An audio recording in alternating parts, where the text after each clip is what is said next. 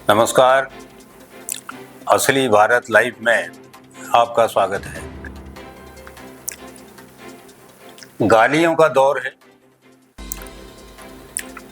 हर दौर की गालियां हैं। प्रधानमंत्री मोदी की मां को गाली दी गई। गालियां समाज में रोज दी जाती हैं, रोज किसी की मां और बहन निशाने पर होती है। गालियों से आप पार नहीं पा सकते हैं, मगर इस बार मोदी का मामला, मोदी की मां को गाली देने का मामला तूल पकड़ गया। पूरा बिहार बंद हो गया। जबरदस्त विरोध प्रदर्शन हुआ, होना भी चाहिए। किसी को गाली क्यों दी जानी चाहिए? मगर बिहार में एक अजीब घटना हुई। मैं भी मां हूं, मेरी उस मां ये कहकर जो औरतें पोस्टर लहरा रही थी, वो एक साड़ी की दुकान में घुस गई और खबर आई कि साड़ी की दुकान लुट गई। अब इसको हल्के में लीजिए तो भाई, माँ को भी साड़ी तो माँ को चाहिए ही चाहिए। तो माँ, अब माँ है तो क्या हुआ, अब उसने गलती की, अब इसको आप गाली कहिए या, लेकिन वो दुकान लुट गई। तो बिहार से ये आवाज उठी है, बिहार से जैसे SIR का मुद्दा उठा है, बिहार से कई मुद्दे उठे हैं। बिहार से जयप्रकाश नारायण ने संपूर्ण क्रांति का मुद्दा उठाया था। तो बिहार कई मुद्दे देश को देता रहा है। बिहार कई मुद्दों की जन्मस्थली रहा है। बिहार का मामला सबसे अलग है। इस बार भी मामला बिहार से उठा है, सब जगह बंद हुआ।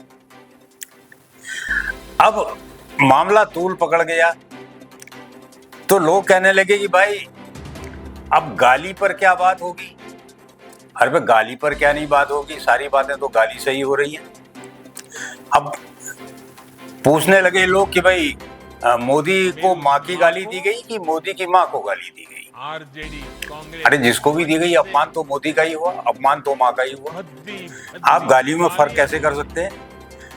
दोनों में हिंसक प्रवृत्ति है, दोनों में अपमानित करने की भावना है और दोनों ही गलत हैं। अब गालियां कहां से शुरू हुई? आइए गाली पुराण जरा सा पिछले उस पर नजर डालते हैं। गालियां कहीं लिखी गई नहीं है, गालियों की आपको कोई डिक्शनरी नहीं मिलेगी, गालियों पर कोई पुराण नहीं लिखा गया है, लेकिन गालियां सबको मालूम है। ये करिश्मा कैसे है? ये तो बहुत ताज्जुब की बात है। एक जमाने में श्लोक कंठस्थ होते थे, मंत्र कंठस्थ होते थे, वेद हमारे इसी तरह से वाचिक परंपरा में आगे बढ़े। एक ने दूसरे को बताया, दूसरे ने तीसरे को बताया, उसने कंठस्थ किया। हमने ऐसे लोग देखे हैं, आज भले ही निरक्षरता अब कम हो गई हो, लेकिन बहुत ज्यादा रही है। हमने ऐसे लोग देखे हैं जिनको अपना नाम लिखना नहीं आता था, लेकिन उनको रामायण की चौपाइयां कंठस्थ थी। कैसे?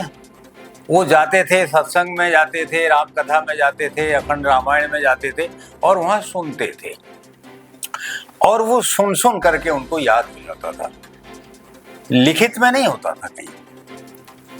तो जो मानव मन है वो कई चीजें याद रखता है, कई चीजें वो भूल जाता है। ईश्वर ने दोनों चीजें इंसान को दी हैं, भूल जाने का भी। अभी 4 दिन पहले हमने क्या सब्जी खाई थी, हम ये भूल जाते हैं, लेकिन 4 साल पहले किसने गाली दी थी, ये आदमी नहीं भूलता है, क्योंकि उसको वो चोट लगती है। तो पुराने जमाने में था। अब कहते हैं गांधारी ने भगवान कृष्ण को श्राप दे दिया था। श्राप दे दिया था, ये कहिए कि गाली दे दी थी कि भाई तेरा खानदान खत्म हो जाए। अब ये गाली की भाषा है?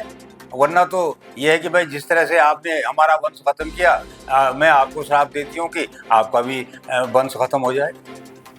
तो क्या गालियां आदिकाल से रही हैं? गाली का कौन सा पुराण है? माँ की गाली हर काल में दी गई है, और बहन की गाली बात बात में दी गई है। अब प्राचीन आप देखिए तो गणिका कहना, भाण कहना या साला कहना, ये प्राचीन गालियां हैं। कुत्ता और हरामी जैसे शब्द ये सदाबहार गालियां, ये हर काल में दी गई है। अब आप जरा इस दौर में आइए तो फेंकू, टैटू चोर, तड़ी पार, मवाली और टंचमाल, ये बिल्कुल आधुनिक गालियां हैं। ये राजनेताओं ने पैदा की, ये राजनेताओं के व्यवहार से पैदा हुई, ये राजनेताओं के अनुयायियों से निकली।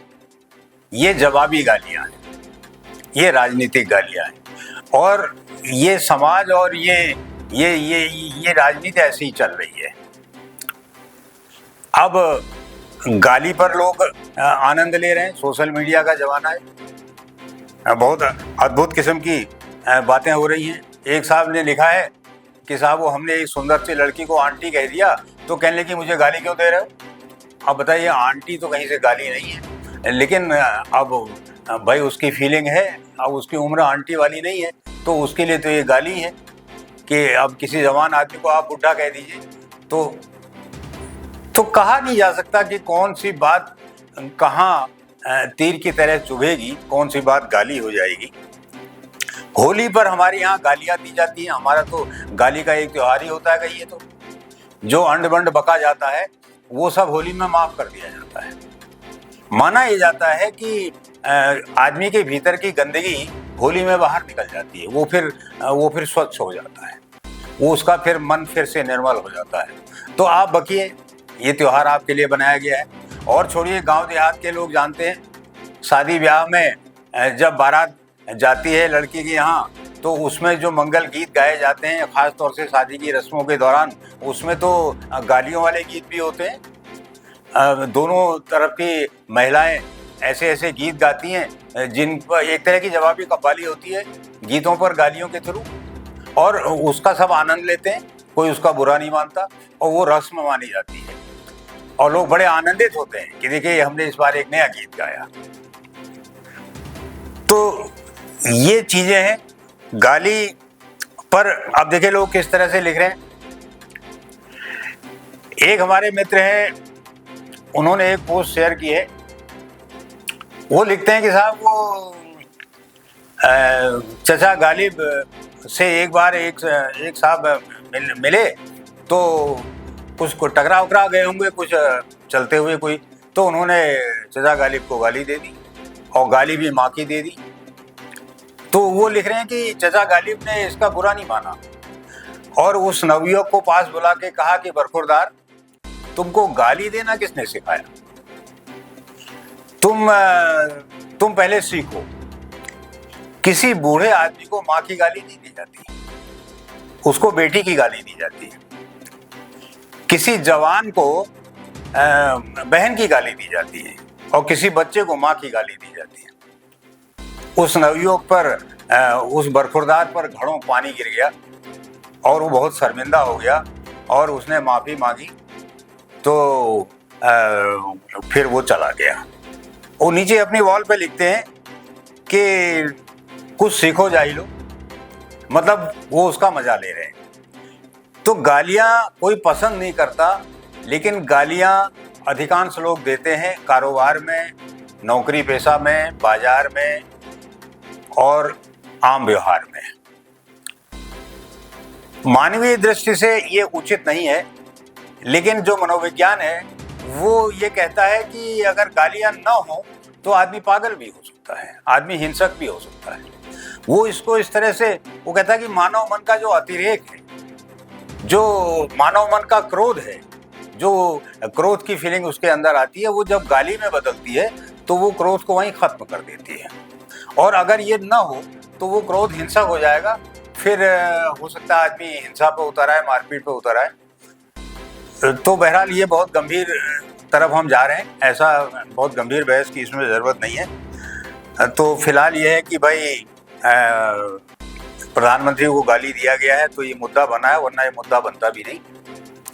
एक प्रसंग हमको याद आता है कि गांधी जी को उनके सत्याग्रह आंदोलन के दौरान कुछ लोगों ने 2 पन्ने में गालियां लिख के भेज दी, तमाम उलूल जुलूल अपशब्द कहे।